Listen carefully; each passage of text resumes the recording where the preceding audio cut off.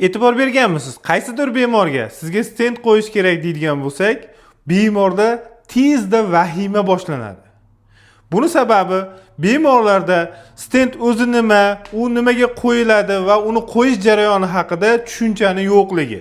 Agar tomirlar 70% dan ortiq yopilgan bo'lsa va qon o'tkazish qobiliyatini yo'qotsa, buni boshqa dorilar bilan bartaraf qilish imkoniyati bo'lmasa, stentlash amaliyoti o'tkaziladi.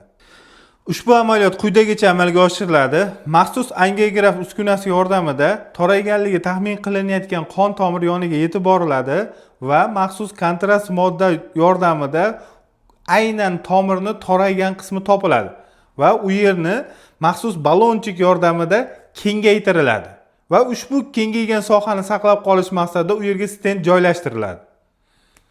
Ushbu amaliyotdan keyin toraygan qon tomir faoliyati to'liq izga tushadi va u yerdagi qon aylanish to'liq normal holatga o'tadi. Qon tomirga qo'yiladigan stentlardan tashqari tibbiyotda boshqa turdagi stentlar ham mavjud. Stentlar haqida agar to'liq ma'lumot olishni xohlasangiz yoki sizda boshqa savollar bo'ladigan bo'lsa, kommentariyaga yozib qoldiring.